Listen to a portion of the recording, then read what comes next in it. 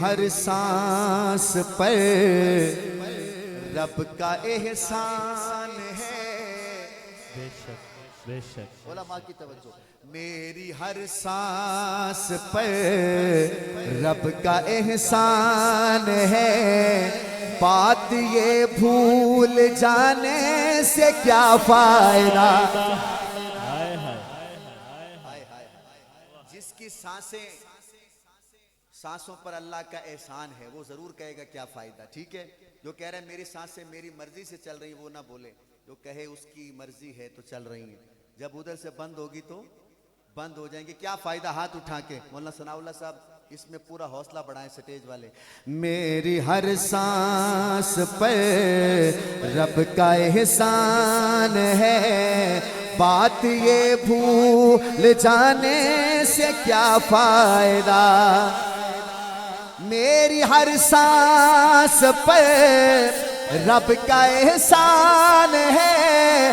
بات یہ بھول جانے سے کیا فائدہ. اس کے ہوتے ہوئے پھر کسی غیر کے. اس کے ہوتے ہوئے پھر کسی غیر کے سامنے سر جھکانے سے کیا فائدہ. جو اللہ کے سامنے سر جھکاتا ہے وہ بولے گا اس کے ہوتے ہوئے پھر کسی غیر کے سامنے سر جھکانے سے کیا فائدہ. اس طرح سنو گے تو سارے شعر پڑھوں گا.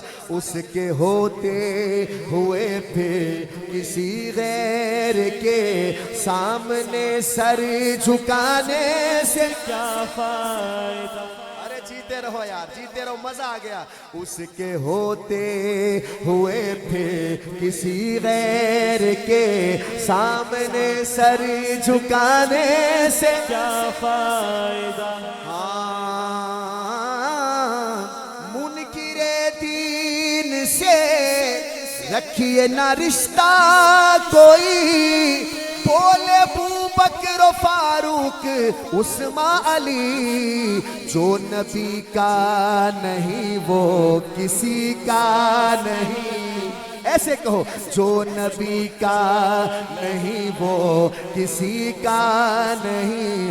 اس کو اپنا بنانے سے کیا فائدہ.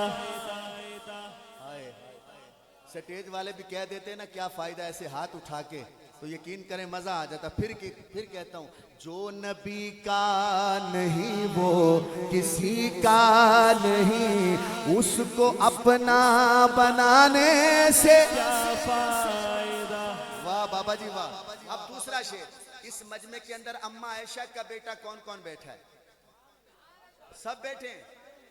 امی عائشہ کے بیٹے بیٹھے ہیں. لو بھی ثناء اللہ بھائی یہ ذرا منظر آنا چاہیے دنیا میں. یہ منظر یہ شعر وائرل ہونا چاہیے. جب یہ شعر ختم ہو امی کا بیٹا اماں عائشہ کا بیٹا آخر میں کہے گا کیا فائدہ. میرے ساری امت کی محبوب ماں. ساری امت کی محبوب ماں کون ہے.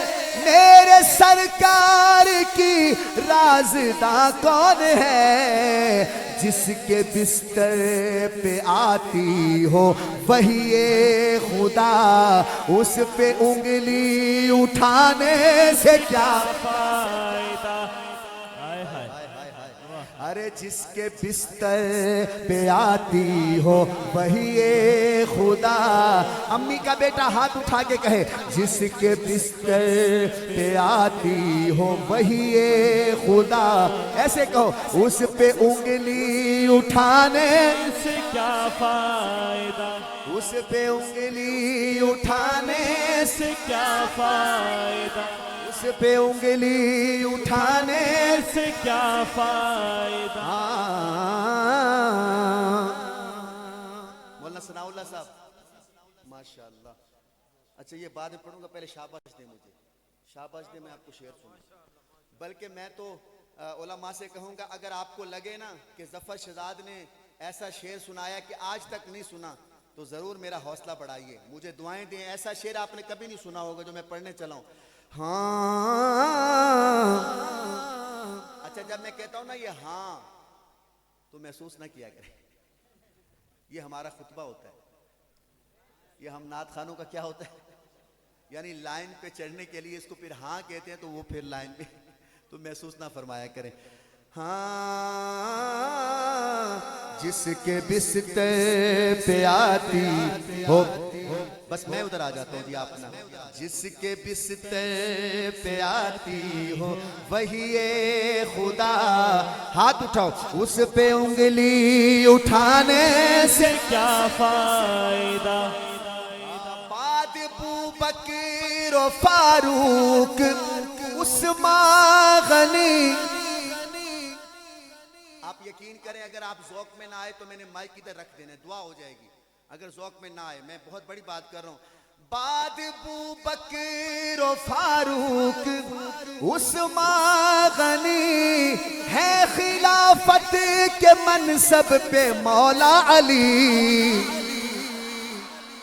ارے سمجھیے، بعد ابو بکر و فاروق عثمان غنی ہے خلافت کے منصب پہ مولا علی. سمجھیے سمجھیے، جو تھا چوتھا اسی کو ہی چوتھا کہا، جو تھا چوتھا اسی کو ہی چوتھا کہا، اس کو پہلا بتانے سے کیا فائدہ. آئے ہائے واہ. نعرہ تکبیر، نعرہ تکبیر.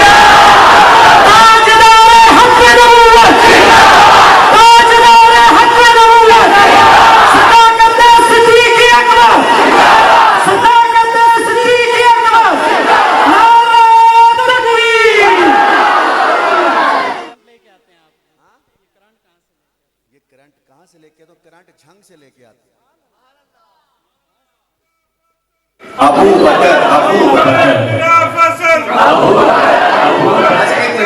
بھائی جان رکے، میں یہ شعر دوبارہ پڑھتا ہوں.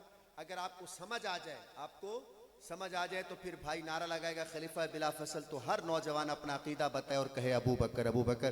دوبارہ پڑھو، سمجھیے میں کیا کہہ رہا ہوں. بہت بڑا شعر ہے، آپ نے اس طرح کا شعر کبھی نہیں سنا ہوگا جو میں نے پڑھا ہے. سنیے گا. بعد ابو بکر و فاروق عثمان غنی ہے خلافت کے منصب پہ مولا علی. ارے جو تھا چوتھا اسی کو ہی چوتھا کہا، جو تھا چوتھا اسی کو ہی چوتھا کہا، اس کو پہلا بتانے سے کیا فائدہ.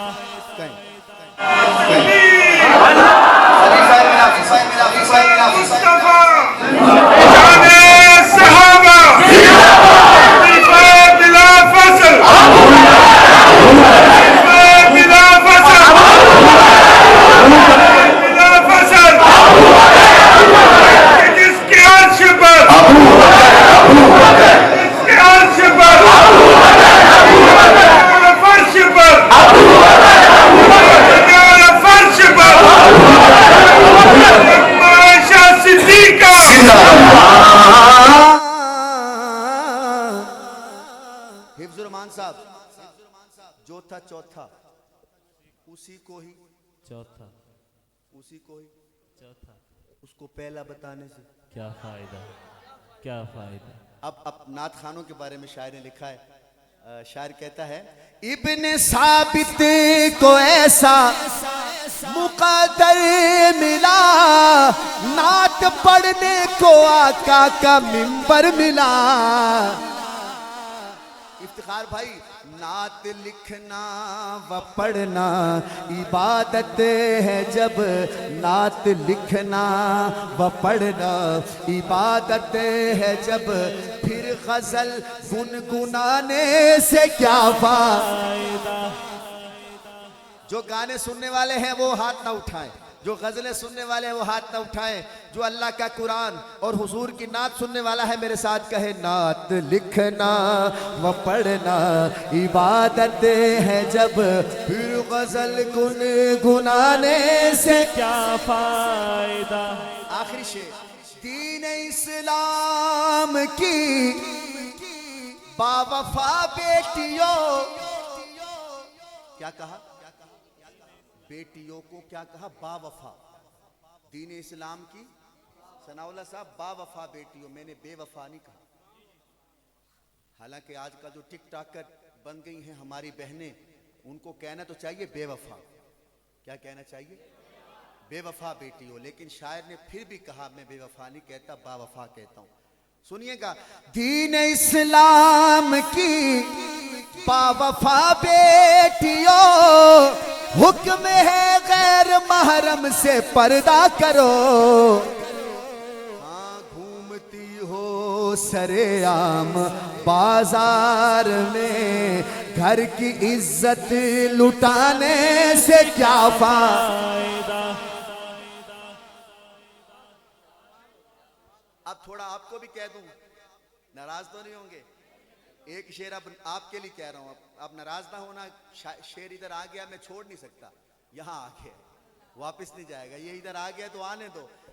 باپ کیا کہہ رہا ہوں باپ اولاد کے حق میں رحمت سہی لا کے دیتا ہے ٹی وی موبائل وہی.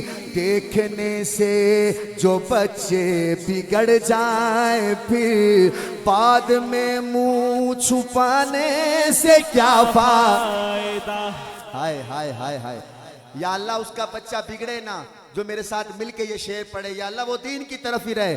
دیکھنے سے جو بچے بگڑ جائیں پھر ایسے کہو بعد میں منہ چھپانے سے کیا فائدہ.